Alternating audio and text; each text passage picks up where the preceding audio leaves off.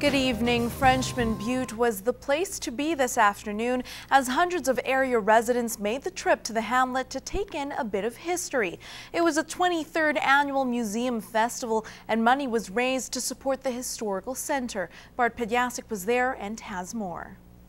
Nestled between the North Saskatchewan River and the hills northeast of Lloydminster lies the hamlet of Frenchman Butte. It's a whopper. We have 58 people here and one more moving in, so we're going to have 59. But the hamlet's humble population makes up for it in history. According to Tom Puffam, back when CN Rail used to make regular stops, the community was booming. One time it was a pretty good community. We had the school running, we had 2 elevators, garages, stores and things like that.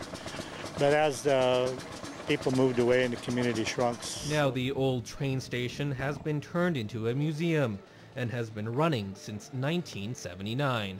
Walking through Frenchman Butte, you can see that this best-kept secret is teeming with history, so much so that the organization that helps run the museum has trouble keeping up with it all.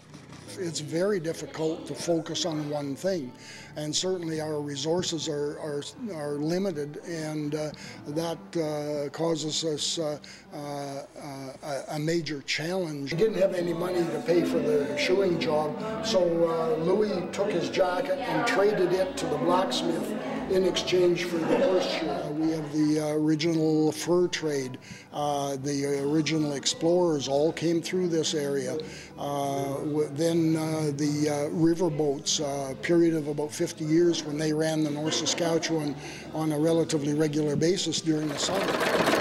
And from presentations of pioneer technology, silent auctions to an outdoor concert, there was something for everyone. We come from this area. I always enjoy coming back. Nothing better to see. It's interesting, old-time stuff and good food and good people. I think it's great.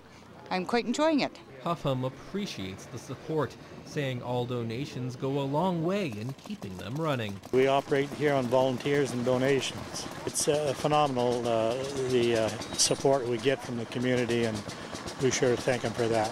Bart Pediasic, Newcap News.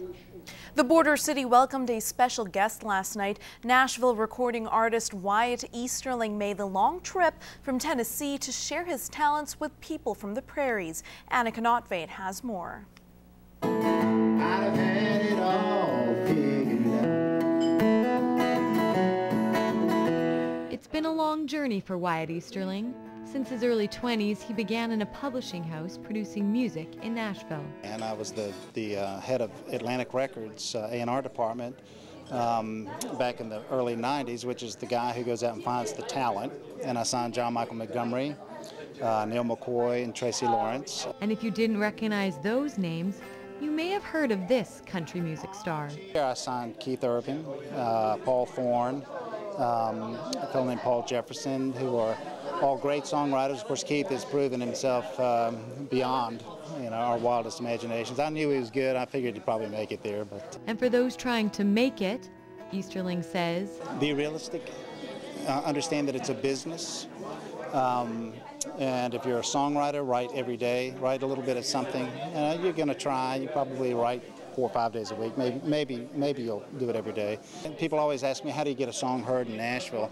And really, if you write a great song, they will find you.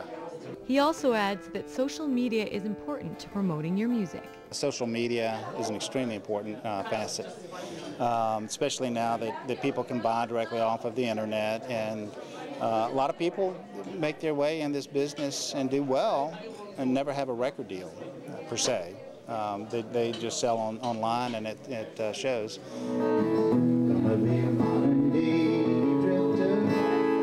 And now that he's taking to the stage, he hopes the message in his lyrics hits home with the audience. I hope that the songs convey a little snippet of life that maybe helps somebody through a tough time, or just helps them enjoy the next 3 minutes. This is Easterling's first trip to Saskatchewan, and he hopes to return. More information and music can be found at www.wyateasterling.com.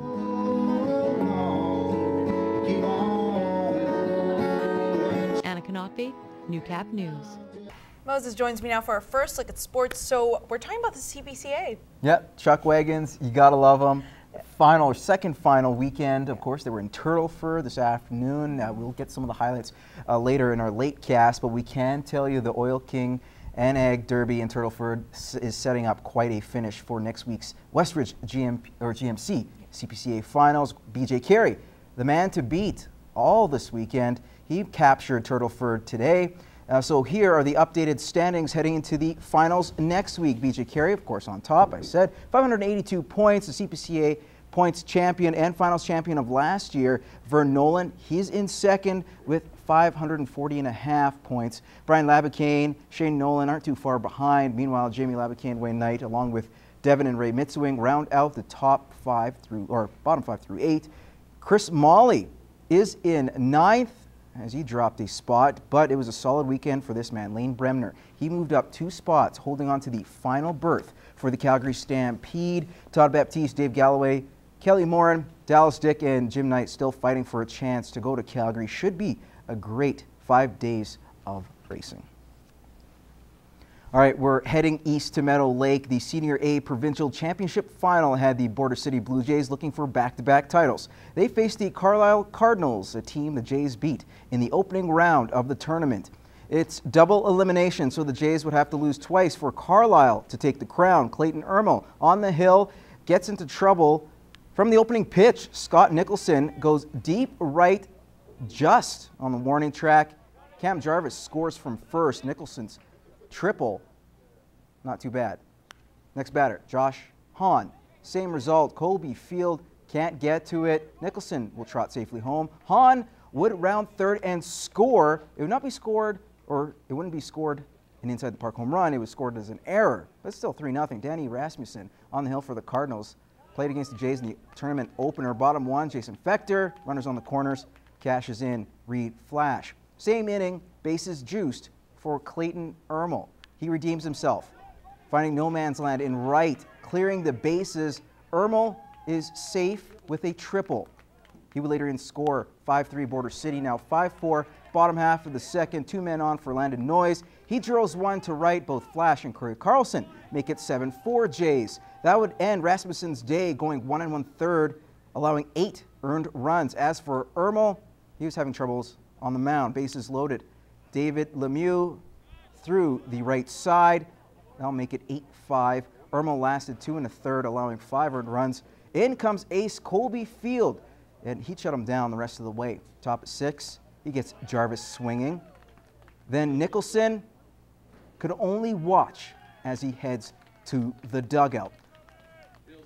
We'll go to top of 7 now, 9-6 Jays. Field still baffling the Cards hitters. He strikes out Brent McLean for his 5th K of the afternoon. The Jays are back-to-back provincial champions, although the handshakes there were a little awkward. The team photo was not. They win 9-6.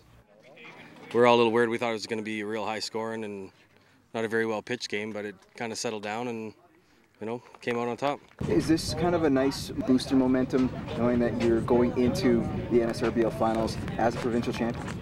Well, yeah, we're going in with lots of confidence, and everybody's pitching well and hitting well, and feeling's right where we want it, and yeah, we're looking to get in there and win.